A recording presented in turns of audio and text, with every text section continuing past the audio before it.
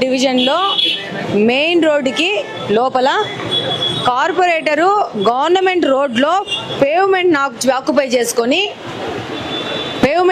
చేసుకొని రూములు కట్టుకొని ఉన్నాడు. ఈయన పేరు అక్బర్ అంట. ఈయన 34 డివిజన్లో కార్పొరేటర్గా గెలిచినాడంట. గవర్నమెంట్ నుంచి జీతాలు తీసుకుంటూ వీళ్ళని కార్పొరేటర్గా గెలిచింది. గవర్నమెంట్ ఒక రోడ్లని ఆక్యుపై చేసుకొని పేవ్మెంట్ల మీద రూములు కట్టుకున్నారు జబర్దస్తిగా.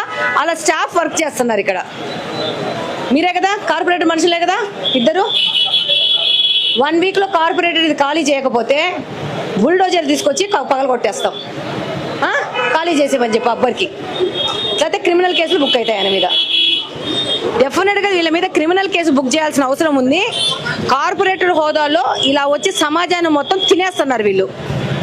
చిన్నోళ్ళు బీదోళ్ళు ఎక్కడన్నా వాళ్ళకున్న సొంత స్థలాల్లో ఇల్లులు కట్టుకుంటే ఏమాత్రమైన డీవియేషన్స్ పోతే రోడ్డు వచ్చి వాళ్ళ ఇళ్లను కూల్చేస్తారు.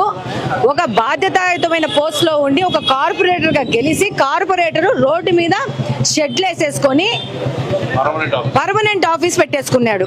ఇది 5 ఏళ్ల నుంచి వైఎస్ఆర్సీపీ గవర్నమెంట్లో గెలిచిన కార్పొరేటర్ పరిస్థితి.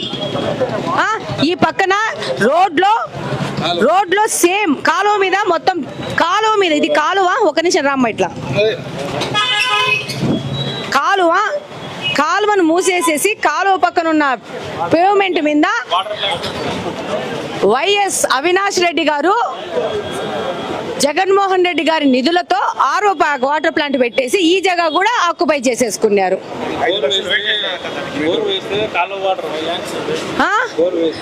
ఇలా ప్రజాధనం దుర్వినియోగం చేయడం ఒక విషయము. అసలు రోడ్లను ఆక్యుపై చేసే హక్కు ఎవరు ఇచ్చినారు వీళ్ళకి?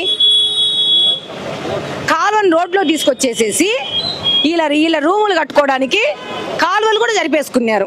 ఇది ఈ యొక్క ఎంపీ గారి యొక్క పరిపాలన. ఈ ఎంపీ గారిని కడప పార్లమెంట్లో గెలిపించుకునేది ప్రజల ఆస్తులు దోచుకోవడానికి.